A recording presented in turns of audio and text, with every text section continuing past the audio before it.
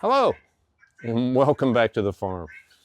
Have you ever noticed that every big YouTuber in the gardening, homesteading, self-reliance fields seems to have the biggest, the best, the greatest, the number one through whatever, in this case, seed starting mix? But here's the catch, right? Out of, say, the top 10, or the biggest 10, why is each one of them different? So what's really going on here? Let's talk about it. We all turn to YouTube for honest advice. I know I do.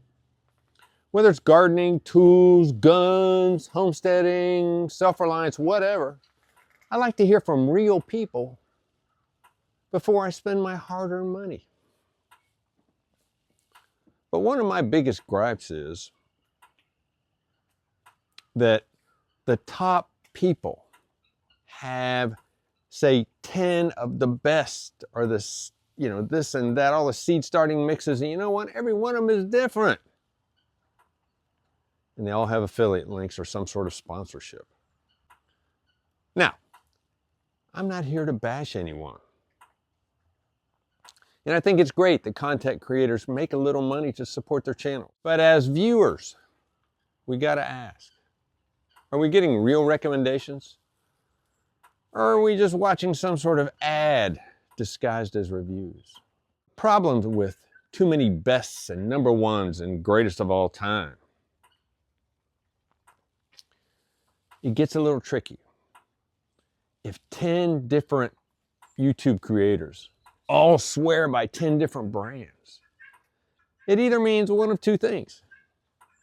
Either all of them work just fine, or some of these reviews might be influenced by some sort of free merchandise or some sort of paycheck. Look, companies sometimes send out free stuff, and even if there's no money involved, it still may affect how someone feels about what they're doing. It's just human nature. So you're more likely to give someone or something a very good review if you got it for free. And then there's the fear of missing out. A big YouTuber tells you that this mix will guarantee this stronger, better, higher, whatever, right? But did it actually work better than the way you've been doing it for years and years and years? Or was it just great marketing? Maybe I should start my own seed mix brand. 100% guaranteed to grow anything, well, as long as you actually water it. So what do y'all think? Have you bought something based on someone's recommendation from a YouTube video that worked great, or maybe not so much? Do you trust online reviews? Or do you just take them with a grain of salt? Let's talk about it in the comments. Until next time, I'll see you down at the barn.